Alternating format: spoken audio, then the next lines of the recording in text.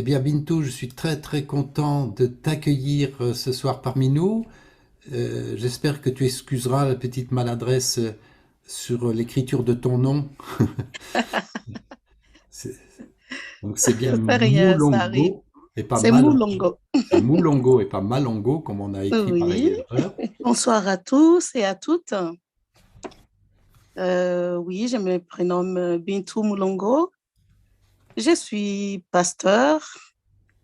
Je viens de la République démocratique du Congo, mais ça fait plus de 30 ans que je vis en France.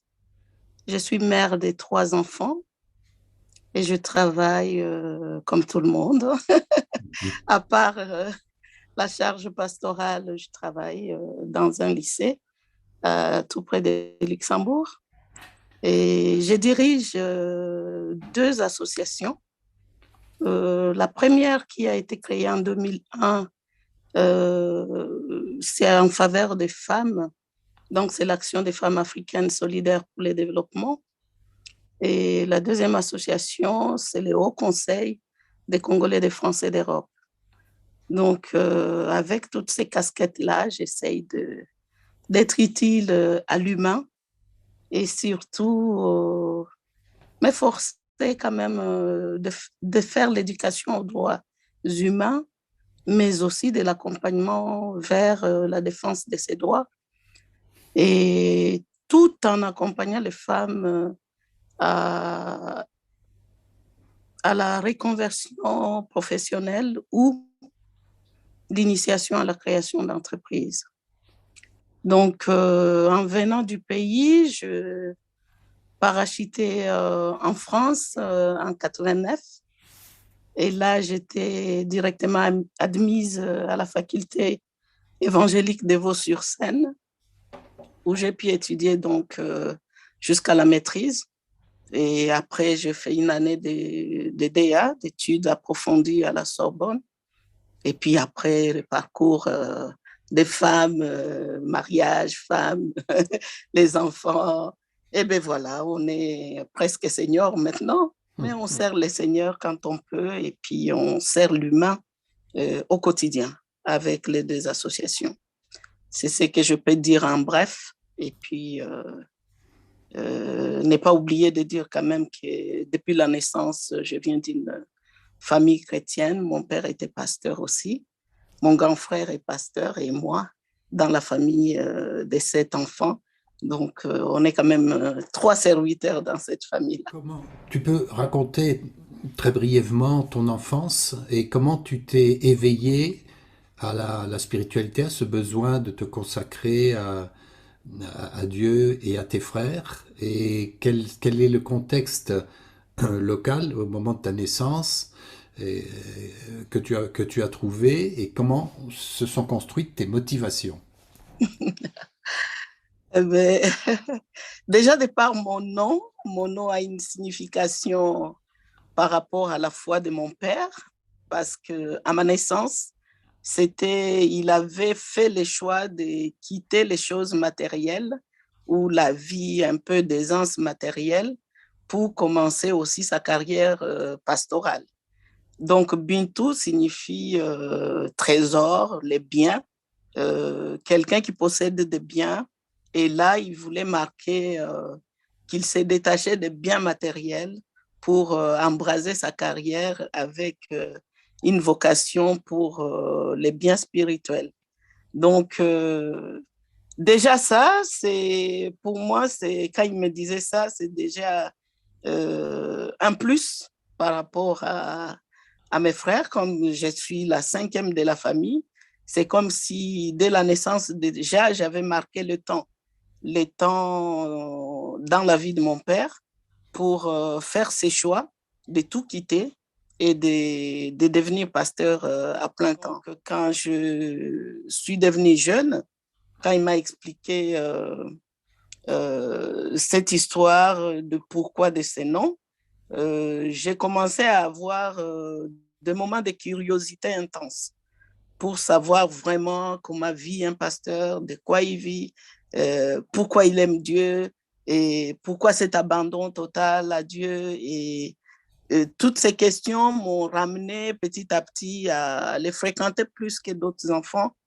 Et du coup, j'étais un peu la protégée de papa, mais aussi celle qui pose beaucoup de questions sur lesquelles il fallait répondre. Et ce qui m'a ramené plus à la foi, c'est surtout les actes. Je guettais un peu comment un chrétien peut être chrétien et répondre aux besoins de l'humain. Ça m'avait beaucoup touché. Et comme il avait construit beaucoup d'écoles et beaucoup d'hôpitaux, beaucoup de œuvres sociales autour de l'évangélisation et de l'Église, et ça, vraiment, ça m'avait rapproché de, de l'acte spirituel.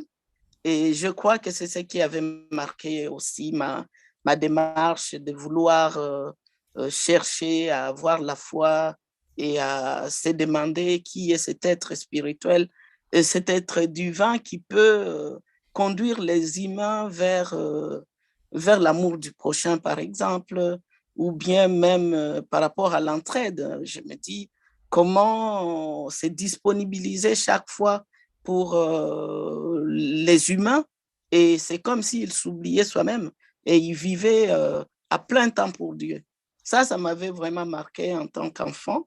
Et donc, après le bac, à sa grande surprise, parce que je ne lui disais pas, j'avais fait mon maquette en solo, en l'observant, en les suivant de près et en écoutant aussi les messages vraiment d'une manière intense.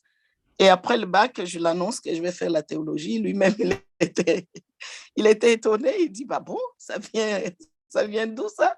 J'ai dit, oui, oui, je crois que j'ai encore beaucoup à apprendre sur Dieu et je veux en savoir plus. Donc, s'il y a une école qui peut m'aider à cheminer spirituellement sur ma quête de l'être divin, je ne manquerai pas de le faire. Et puis il m'a dit, mais ça tombe bien parce que on avait une faculté évangélique en Afrique qui venait d'ouvrir ses portes à Panzi, sur la colline de Panzi.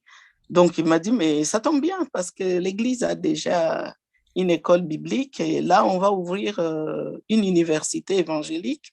Je crois que tu peux y aller et ça me ferait vraiment plaisir. Donc voilà, c'est comme ça que j'ai entamé donc ma quête de toutes les questions sur Dieu en m'inscrivant à cette école théologique évangélique au Congo. Et là-bas, j'avais fait jusqu'au niveau du DUG. Et comme à l'époque, il n'y avait pas la licence et la maîtrise, donc c'est pour cela que je suis venue en France pour continuer mes études en France. D'accord. Et sur le terrain, dans ta présentation, tu parles des œuvres de ton papa concernant beaucoup de gens qui ont énormément souffert, des victimes de viols, des enfants abandonnés. Donc il y a un climat très particulier. Tu l'as rencontré, t'as dû te confronter à toute cette réalité et quelle réponse, quel sentiment ça a fait naître en toi et quelle réponse tu as voulu apporter concrètement. Surtout le sentiment de l'abandon de soi pour répondre à une vocation ou une mission de Dieu. Ça m'avait beaucoup touché parce que l'œuvre en lui-même est grandiose. Hein, la colline des Panzi, d'où vit aujourd'hui les prix Nobel de la paix, donc le docteur Mukwege. Quand papa avait commencé cette œuvre, c'était comme un rêve que personne ne peut réaliser parce que c'était gigantesque. Tout le monde lui disait, oh là là, ce n'est qu'un rêve ça. Et puis, il tenait à offrir à Dieu cette colline et comme une colline qui deviendrait un oasis de paix. Dans son rêve, il y avait donc la partie où il y a la formation et donc avec beaucoup d'options d'université. Il y avait cette quête aussi de la santé pour tous et donc la création de l'hôpital de Panzi. Et il y a aussi l'agronomie, donc il y a les corps des métiers, tous les corps des métiers se retrouvent à Panzi. Et pour moi, c'était ce message-là de s'occuper de l'être humain corps, âme et esprit. Il ne cessait pas d'insister que si nous voulons toucher l'être, il ne faut pas qu'on dissocie le corps, âme et esprit. Et ça m'avait marqué. Et je crois que ce message-là vraiment m'a aidé à, à franchir aussi ma propre voie pour dire si l'évangile ne s'oppose pas à ce qui est social, réel et même professionnel, dans ces cas, je peux arriver à aimer Dieu parce que je vois qu'il va continuer à recréer son œuvre par l'œuvre de l'humain que nous faisons sur cette terre. Et on travaille avec lui dans cette continuité-là, sans seulement faire des barrières sur tout ce qui est spirituel et ne plus regarder les social et les professionnels. Ça, j'avais beaucoup aimé et je crois que ça me poursuit parce que moi, je ne me vois pas pasteur sans action sociale derrière. Donc, je suis un peu un pasteur missionnaire, mais l'action sociale a beaucoup de place dans toutes mes activités. C'est pour cela que je me bats avec les deux associations aux côtés de ma mission pastorale. Alors, comment tu conçois concrètement cette action sociale? C'est-à-dire, tu accueilles les personnes, tu leur parles, ils sont soignés. Comment concrètement ça se passe? J'ai beaucoup opté sur l'écoute, l'accompagnement. C'est comme si on était des médecins spirituels, c'est-à-dire les personnes viennent vers nous avec des soucis, comme un malade, et il faut diagnostiquer la maladie, et donc on fait l'accompagnement. Une fois qu'on a percé vraiment de quoi ils ont besoin, et là, on essaie de chercher les solutions ensemble. Mais c'est cette solution-là qui devient une sorte de co-construction, c'est-à-dire ce n'est plus seulement que magistral. Je me fonds dans la masse avec les associations et pour ressortir ce qui est bien, ce qui est spirituel avec eux. Et comme ça, on avance tous ensemble dans la quête de Dieu, mais aussi dans la confiance mutuelle, en sachant que tout ce que nous apprenons par rapport à la Bible, ce n'est que la parole qui nous apporte la vie. Mais quand l'humain se dévoue aussi à transcender cette image de Dieu par rapport à son prochain, là, je trouve que ça devient comme un sacerdoce et ça devient aussi comme une vocation, une mission. Et en cela, j'aime bien. C'est comme si nous donnons la mission de faire traverser l'image de Dieu dans ce monde. Et ça, j'aime bien, sans trop de bruit autour. Ça peut être un accompagnement dans les silences et ça peut être aussi au niveau ecclésiastique, là où c'est solennel.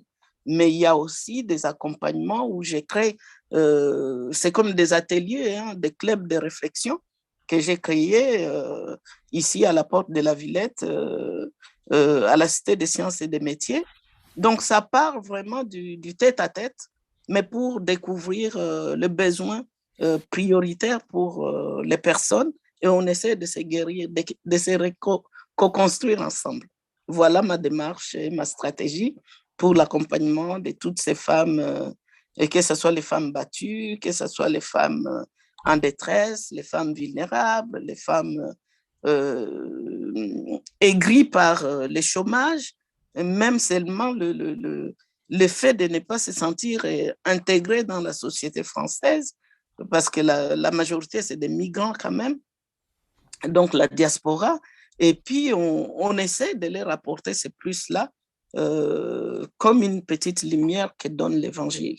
Est-ce que tu vois des différences ou des ressemblances entre les deux pays, puisque tu t'occupes des personnes qui ont des souffrances dans les deux pays?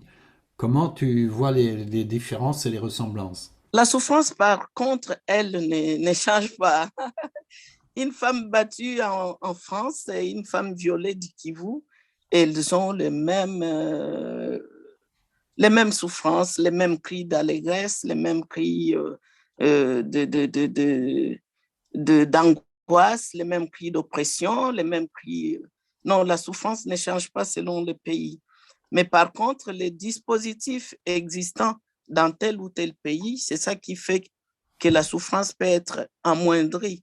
Peut-être ici en France, parce qu'on va tenir compte de la souffrance psychologique, tandis qu'en Afrique, on va banaliser un peu tout ce qui est traumatisme, et tout ce qui est lié à la sensation. On ne les considère pas trop parce que peut-être ils vont mettre trop de spiritualité là-dedans.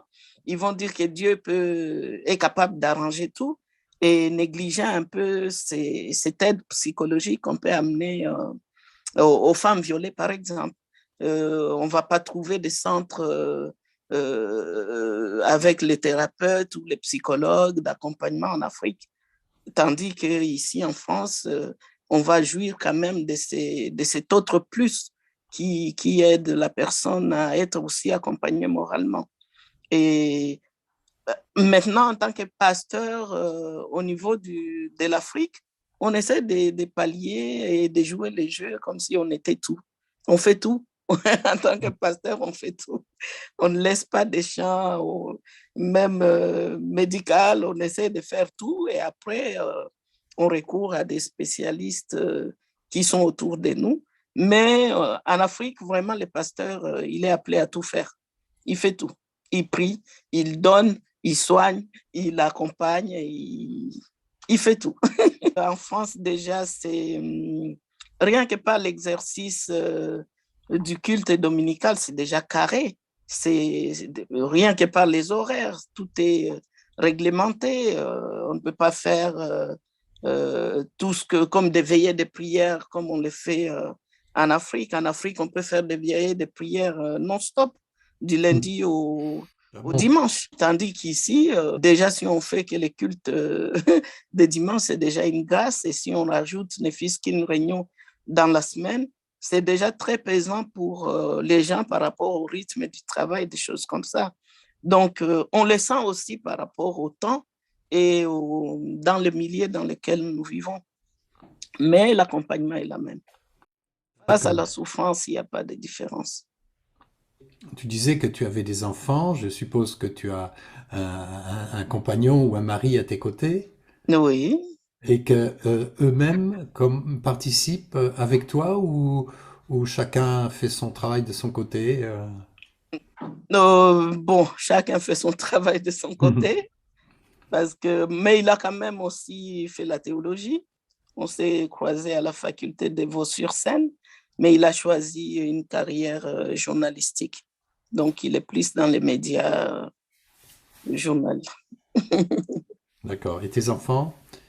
Les Comment... enfants sont Ouais, là, ils m'accompagnent au quotidien, oui. Ouais. d'accord. C'est mes alliés. C'est mes alliés du quotidien.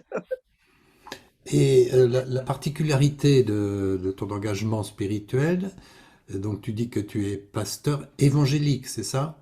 Oui. Donc, qu'est-ce qui est différent d'une théologie catholique ou chrétienne classique comme on en a en France? Déjà, il y a pas de femme prêtre en France, et donc le fait que tu sois pasteur évangélique, c'est un statut très particulier. Bon, c'est pas particulier comme moi, je suis née là-dedans. J'ai pas senti ça. C'est quand je suis arrivée en France, c'est vrai que à chaque fois qu'on me dit, vous êtes la première femme à intégrer la faculté de Vaux-sur-Seine venant d'Afrique, je me disais, ah bon? Et où sont les autres?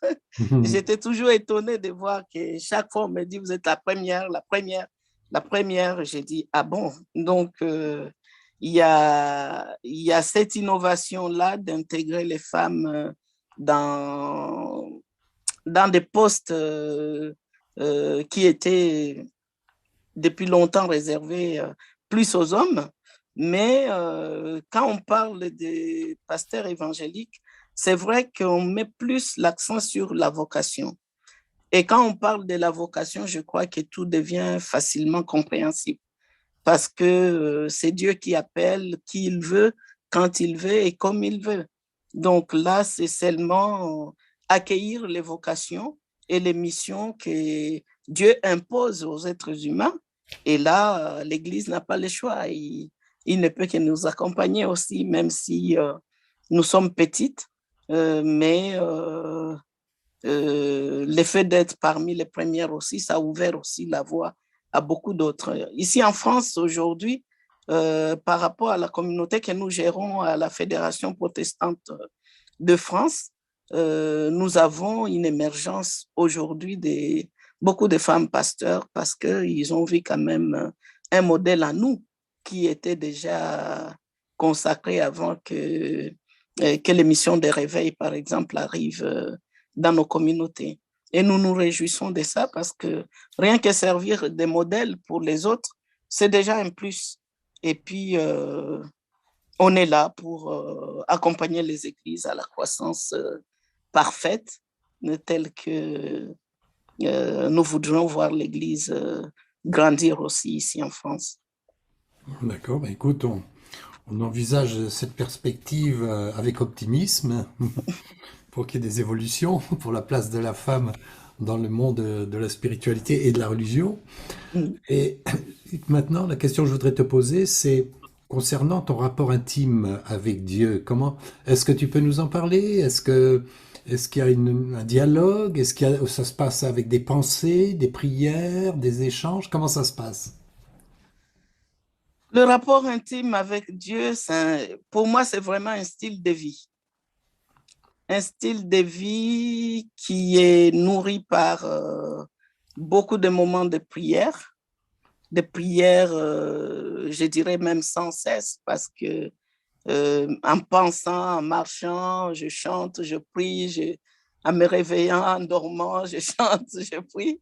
C'est une prière qui devient un style de vie et la communication avec Dieu est nourrie par cette quête de ne pas lâcher son amour envers nous parce que je suis reconnaissante de savoir à chaque instant que c'est Dieu qui vient vers nous. Et donc, je me fais cette obligation-là de l'accueillir au quotidien dans tout ce que je fais. Dans tout ce que je fais, même au travail, même on essaie de faire passer son témoignage par le style de vie que nous menons. Et comme ça, le message passe même par notre présence seulement. Il y a des gens qui me regardent dans le métro, je ne les connais pas, ils disent, Madame, vous êtes différente. Je dis, différente de quoi? Madame, vous reflétez quelque chose de Dieu. Je dis, ah bon? À ce point-là. Et ça, c'est l'image de Dieu, au fait, que nous nous efforçons de garder cette relation intime au quotidien par la prière, beaucoup de lectures de sa parole, se nourrir de sa parole, et puis essayer de vivre et de pratiquer ce que nous lisons pour nous, c'est la Bible. Les évangéliques parlent de la Bible. On vit une vie de consécration à Dieu dans tous les domaines de notre vie. Tu parles de prière, de dialogue avec Dieu. Si tu t'adresses à lui, c'est que tu penses qu'il t'écoute. Et s'il t'écoute, est-ce que tu peux nous donner un exemple ou deux d'une intervention, d'une réponse qu'il t'aurait donnée à un moment important pour aider quelqu'un ou pour résoudre une difficulté ou pour apporter une joie particulière? Ah oui, s'il m'écoute, c'est déjà ça, le gage hein, et la certitude même de l'appel. Hein, parce que moi, avant d'accepter que je sois consacré pasteur, je voulais aussi être sûr qu'à chaque fois que je vais prier, il va m'écouter. Et c'est un gage, en fait. C'est ce qui nous donne cette différence-là entre ceux qui les servent et ceux qui ne les servent pas. Moi, c'était instantané, hein, le fait de savoir que Dieu m'exauce. Et je sais qu'il m'exauce toujours. Il l'a fait quand j'avais des doutes après les études en théologie, quand j'avais des doutes sur la vocation pastorale, parce que on en avait tellement fait des thèses sur la vocation des femmes, Et qu'à un certain moment, moi-même, j'ai douté. Je me disais, mais non, non, non, non, non. Il va m'appeler, mais il ne va pas m'appeler pour être pasteur. Et chaque fois que les pasteurs s'approchaient pour me dire, non, il est temps qu'on te consacre, je disais, non, non, non, non. Je n'ai pas encore moi-même ma réponse de Dieu sur le pourquoi il m'appelle. Et un jour, donc, on dormait avec mon époux. Il a eu un malaise. Il s'est réveillé. C'est comme s'il partait faire ses besoins. Et du coup, à un certain moment, j'ai senti, pouf, il est tombé. Et quand il est tombé, c'était vers 2 heures du matin, quelque chose comme ça. Ben, je fais comme si, bon, il va se relever. J'ai senti seulement pouf, mais je ne savais pas qu'est-ce qui lui était arrivé. Et au bout d'un certain moment, j'ai dit, mais quand même, depuis qu'il est parti, il ne revient pas, mais où est-il?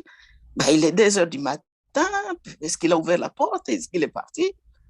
Un cœur me dit, lève-toi et va regarder. Un autre me dit, oh, dors. Il va revenir. Et pendant ce temps, de 2 heures à 4 heures du matin, 2 heures sont passées. Je dis, mais quand même, ça devient dangereux. Je le cherche partout.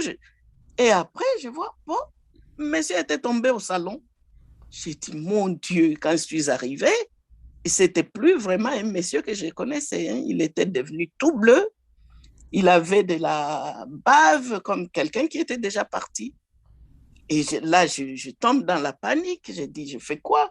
Et ça fait déjà longtemps. Je croyais qu'il était juste en train de faire quelque chose dehors. Et la panique, la peur. Et puis je me dis, mais mon Dieu, il faut appeler le SAMU, il faut faire quoi? Et là me vient une idée, mais est-ce que tu n'es pas pasteur? Je dis, ben, oui, je suis pasteur. Il me dit, mais prie. J'ai dit, prier? Je regarde l'état de la personne qui me demande de prier dessus. Je dis, non, ça, ce n'est plus pour prier, il faut les pompiers. Ça, là. Et puis la voix intérieure me dit, prie. Je dis, non, non, non. Là, c'est pour tenter Dieu. J'ai dit, non. Mon cœur dit non, ma foi dit oui, mon cœur dit. Après, j'ai dit non. Et justement, je veux aussi avoir ces gages que s'il m'écoute aujourd'hui, c'est qu'il m'écoutera pour toujours. Et j'ai bravé la peur et je me suis mise à prier pour lui. Je priais, j'ai fait un acte de foi et je lui ai rappelé, Seigneur, que je sais que tu m'exauces et que tu m'exauceras toujours. Là, vraiment, j'ai besoin de toi, il faut que tu m'exauces. Et bien voilà, je n'ai pas fini même de pleurer, de faire beaucoup de mots. La personne s'est levée, il s'est réveillé, il est revenu à la vie. Mhm. Et je lui ai demandé, tu étais où? Il m'a dit, ben, je voyais que tu venais me demander la clé de l'église. Et justement, je voudrais te remettre les clés de l'église. J'ai dit, ah bon, c'est ce que tu voyais dans l'au-delà où tu étais? Il dit, oui, oui, parce que je sens que j'ai une autre vocation et désormais. Et il a pris son sac, parce qu'il était pasteur avec moi. Il a pris son sac et m'a dit, non, quelqu'un m'a dit de te remettre les clés, la trousse des clés de l'église. J'ai dit, ah bon? Et ça se passe comme ça. Et du coup, ça a installé le respect que je devienne femme pasteur, déjà dans mon foyer. Et du coup, il a embrasé sa carrière journalistique et il m'a laissé pratiquer ma vie pastorale sans, sans cette difficulté de savoir si le mari m'autorise ou pas. Et voilà. Donc, la prière a eu vraiment un effet pour moi de gage, un tournant incontournable même dans mes pensées. Je ne peux pas penser que Dieu ne peut pas m'écouter. Non, c'est impossible. C'est un acquis, au fait. Pour moi, depuis ces jours-là, ça devient un acquis. À chaque fois que je prie, je sais que Dieu m'exauce. Une très belle expérience. Une très belle Vraiment, expérience. c'était fort. Et après ça, donc, ma peur de devenir pasteur est partie. J'ai accepté aussi l'effet d'être à son service. C'est pas facile et je l'accepte, mais bon, on essaie de faire. En Mhm. France, la question de Dieu est parfois très sensible parce qu'il y a des problèmes d'extrémisme, il y a des problèmes de crainte, de prosélytisme, etc. Est-ce que pour toi, ça cause une difficulté, la mentalité en général de beaucoup de Français, ou est-ce que tu te trouves à l'aise? Moi, je me trouve à l'aise parce que je, je, j'essaie un peu de m'adapter au milieu dans lequel je vis. Donc, la foi et surtout dans l'acceptation de la diversité spirituelle. J'ai toujours cru à la diversité spirituelle parce que nous, on parlait beaucoup de l'écuménisme quand on était en Afrique. On faisait beaucoup de moments de prière où tout le monde se mélange, les catholiques, les orthodoxes, tout le monde, on faisait des jubilés où toutes les confessions se partagent des moments intenses de prédication et de louange à Dieu. Donc, par contre, c'est la notion de la laïcité dans un monde séculier et qui est venu un peu bousculer les mentalités. Mais il faut vivre avec. Il faut vivre avec tant qu'on a encore cette liberté d'expression qui ne dérange pas l'autre dans son milieu. Bon, on essaie de vivre avec, hein, bien que j'étais quand même choquée de voir que nos églises, par exemple, d'expression africaine, soient toujours dans des milieux un peu ghettoisés et que les églises comme des grandes églises catholiques soient vraiment visibles. Notre-Dame, tu arrives à Paris, tu la vois. Et nous, nos églises, c'est surtout les quartiers industriels, tout ça, c'est des locations de salles. Et ça m'avait vraiment beaucoup, un peu froissé quand je suis arrivée en France. Parce qu'en Afrique, comme aux États-Unis, les églises, tu vois dans la rue, tu vois une église. C'est un emblème. Donc, moi, je croyais que l'ouverture aux églises ici, ce serait comme tout le monde. Toutes les églises auraient cette liberté-là d'avoir son lieu de culte tranquille et tout. Mais non, après, quand on nous dit de nous déclarer en association, loi 1901, loi 1905, ça m'avait quand même choqué un peu. Mais après, on s'est dit, bon, si c'est comme ça la loi ici, on vit avec. Mais Mhm. c'était difficile pour moi Oui. d'accepter que l'Église ne soit pas vraiment une Église comme Notre-Dame. Non, non, non, j'avais du mal à accepter ça, mais bon, maintenant on a nos belles salles qu'on achète, qu'on essaie d'embellir aussi comme les autres qui ont des églises solennelles. Mais bon, on vit avec. On D'accord. vit avec. Tu disais aussi que tu travailles avec d'autres pays, pas simplement le Congo et la France. Oui, j'essaie de travailler avec des porteurs de projets qui sont en Côte d'Ivoire, Guinée-Bissau et d'autres pays, oui, en Ça veut dire que association. tu voyages? Beaucoup, beaucoup. J'aime bien, je suis pèlerin. Je suis pèlerin. Je D'accord. voyage beaucoup, j'essaie de faire des actions. Toutes les actions que j'essaie d'initier en France, j'essaie de les dupliquer partout où on nous demande que nous apportons notre aide et avec l'accompagnement de toutes ces femmes que nous avons accompagnées ici, on les accompagne aussi à réaliser des projets dans leur pays d'origine. Donc, quand ils rentrent, je suis obligée de les accompagner et de côtoyer aussi leur milieu, d'installer les projets. Et après, on les vit ensemble et on revient encore pour attaquer d'autres formes d'intervention. Je suppose que tu as appris beaucoup de choses au contact de toutes ces femmes, de tous ces enfants, et tu pourrais nous dire un petit peu ce que tu as appris auprès de ces populations. À beaucoup de choses, beaucoup de choses. C'est vraiment déjà savoir que quand on sert l'humain, c'est là où on rencontre directement Dieu, je peux dire. Dieu est dans chacun de nous. Et les femmes apportent plus que l'on peut penser, hein, parce que des fois, on croit que la relation n'est que verticale, mais non, elle est aussi horizontale.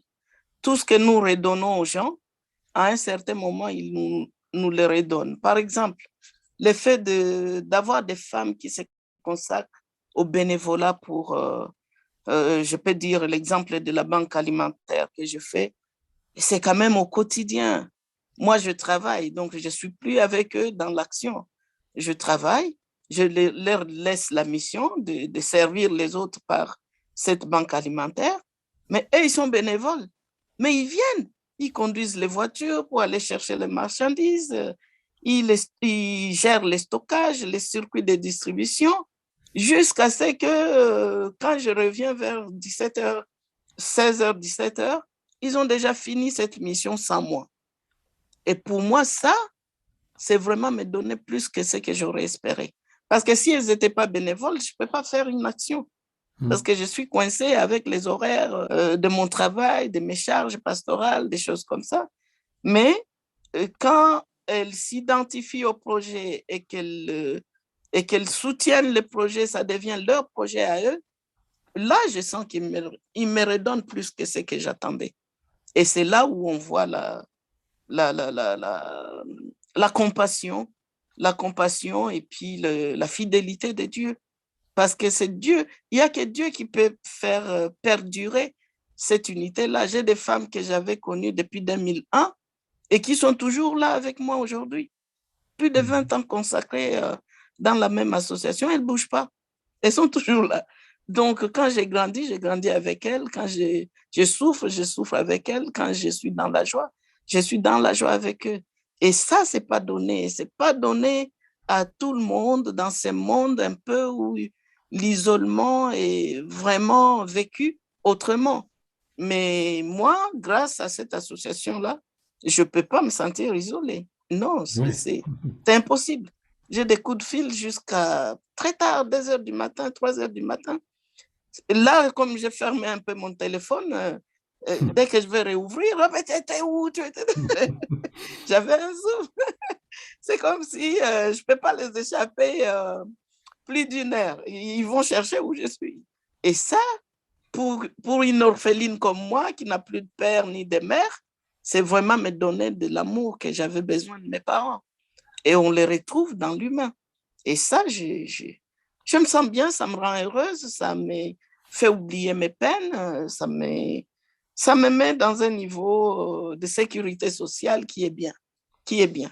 Et des échanges, non, au quotidien, vraiment, c'est toujours des échanges et des échanges, des questions et des réponses. Et c'est magnifique, c'est magnifique. Dans les circonstances que nous vivons aujourd'hui, qui sont assez difficiles au point de vue sanitaire, avec l'épidémie, mais aussi social, il y a eu toute cette contestation, les gilets jaunes, on sent une tension un peu partout. Comment tu interprètes cela et comment tu vois l'évolution et qu'est-ce que toi tu aimes dire, quel est ton message ou ta position, simplement ta parole par rapport à l'avenir que tu construis par rapport à ça. C'est comme si c'était un message que Dieu voulait revenir dans le monde. Même là où on ne l'attendait plus, on a vu les gens prier parce que la situation n'était plus au niveau de l'humain. Quand il y a perte de vie comme ça, des masses, au même moment, c'est comme si on a revu un peu les calamités décrites dans l'Ancien Testament, quand les déluges avaient tué beaucoup, quand la Sodome et Gomorre, partout où il y a eu des destructions de l'humain. Là, cette maladie est venue encore nous rappeler que nous ne sommes rien, qu'en un laps de temps, on peut passer. Et on en a eu, hein, on a eu des amis qui sont passés dans moins d'une semaine. On sent qu'on est démunis, on ne peut plus rien faire. Et ce message-là de dire qu'il y a quand même une force supérieure qui peut encore nous donner de l'espoir, qui peut donner l'espérance et qui peut changer les situations aussi. Parce que on a tâtonné pour avoir des solutions. Qu'est-ce qu'on va faire? Qu'est-ce qu'on ne peut pas faire? Et après, il y avait des solutions alternatives avec des guérisons, je peux dire, miraculeuses. Il y en a qui témoignent qu'avec un citron, ils se sont sentis soulagés. J'ai dit, mais comment Dieu peut utiliser des choses viles encore pour confondre tout ce qui était un peu de trop expérimental et nous ramener à une petite chloroquine utilisée depuis la nuit des temps en Afrique. Et tout ça, ça nous a parlé d'une manière ou d'une autre à retrouver notre humilité, à, à fructifier les échanges nord-sud. Et les diagnostics, surtout quand on disait que l'Afrique sera atteinte massivement, et puis pouf, l'Afrique n'est même pas, presque pas concernée. Et on s'est dit, mais qui a maintenu encore l'Afrique et vraiment, moi, je me disais, mais si ça arrive là-bas, déjà qu'ils n'ont même pas un comprimé à prendre, et tout ce qu'on nous montrait des publicités d'avant, si tu touches un truc, ça électrifie tout le monde. J'ai dit, ça y est, l'Afrique va être rasée, c'est grave. Et puis, on a vu que non, aucun humain n'avait le dernier mot sur ça. Et ça remis quand même l'espérance et la foi chrétienne en ébullition.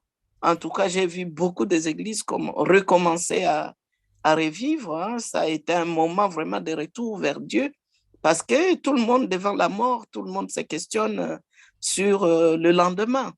Et ce lendemain-là, il fallait l'accompagner avec des messages porteurs de l'espérance, de la foi, de l'amour pour Dieu, pour se maintenir. Et ça nous a aidé à traverser aussi ces moments difficiles et à réparer nos erreurs aussi du passé. Mais bon, on attend que ceux qui ont commis des erreurs, qui reconnaissent quand même qu'ils ont eu des erreurs. Nous, les chrétiens, on aime bien parler de la repentance. Est-ce qu'il y aura la repentance? Est-ce qu'il y aura quelqu'un qui va dire oui, c'est moi qui ai fait du mal? Mais bon, dans la spiritualité, il faut qu'on arrive quand même à se repentir et à reconnaître sa faute et pour qu'on avance sereinement. Mais bon, sans vouloir jeter la pierre à qui a fait ça, qui n'a pas fait ça. Je crois que le temps de Dieu et le temps du monde d'aujourd'hui, le monde contemporain, a ses problèmes et il faut prendre cette maladie-là comme un problème de notre temps, mais que Dieu peut encore résoudre et il continue à les résoudre en étonnant même les scientifiques. On a recouru même aux plantes hein, et on a vu les gens se soigner avec l'artémisia et on a recouru même sur les plantes, hein, à la pharmacopée.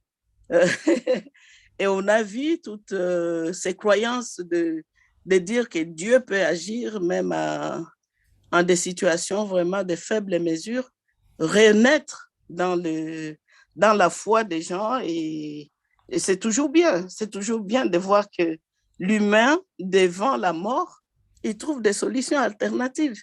Et c'était génial de voir que chaque pays proposait ses solutions et qui rejoignait petit à petit la solution de Dieu pour la protection de l'humanité. Donc tu es pleine de confiance et de détermination pour continuer sur cette voie spirituelle, pour entraîner tes frères, tes sœurs de tous les pays que tu rencontres à prendre conscience qu'aujourd'hui on vit une époque propice à une prise de conscience. Tu as parlé de la repentance, c'est vrai qu'on le voit aussi avec les problèmes que l'Église catholique connaît par rapport à la pédophilie, tout ça, et Mhm, les problèmes par rapport aux femmes, femmes violées, les femmes agressées sexuellement. mhm, C'est vraiment dans l'air du temps cette idée que on ne peut pas guérir si on n'est pas honnête face à la vérité. mhm, mhm. Et toi, tu travailles dans ce sens-là, je suppose. Bien sûr, bien sûr. Surtout quand on pense aussi à l'ordre divin qui est la justice. La justice aussi, on ne peut pas toujours justifier les coupables sans avoir la compassion par rapport à celui qui est faible. Et c'est là où on vient voir les discours programmes de Jésus devient vraiment un message fort quand il dit qu'il est venu libérer les captifs. C'est les captifs de toute option, les captifs mentaux, les captifs physiques, les captifs spirituels, les captifs, c'est toutes ces dimensions et leur apporter un air nouveau qui nous est transmis par cette lueur d'espérance vers la vie éternelle. Et ça, il faut le transcender. Et quand ça vient accomplir la présence même de Dieu dans chacun de nous, et sous des formes différentes, hein, chacun voit Dieu comme il le consent. Et c'est beau à voir et à expérimenter ensemble. Donc, essayons de vivre, ne fût-ce que en travaillant sur la paix, par exemple. La paix en, avec tous. C'est une petite phrase, mais qui peut changer le style de vie des gens. Parce qu'on fera attention à l'autre, on fera en sorte que là où se limitent mes doigts commencent les doigts des autres. Et puis, on appliquera petit à petit la notion de la justice pour tous. Et ça, c'est important parce que ça régule la société, ça donne l'ordre juste pour tout le monde et ça nous donne encore l'envie de pouvoir dire qu'on peut vivre ensemble.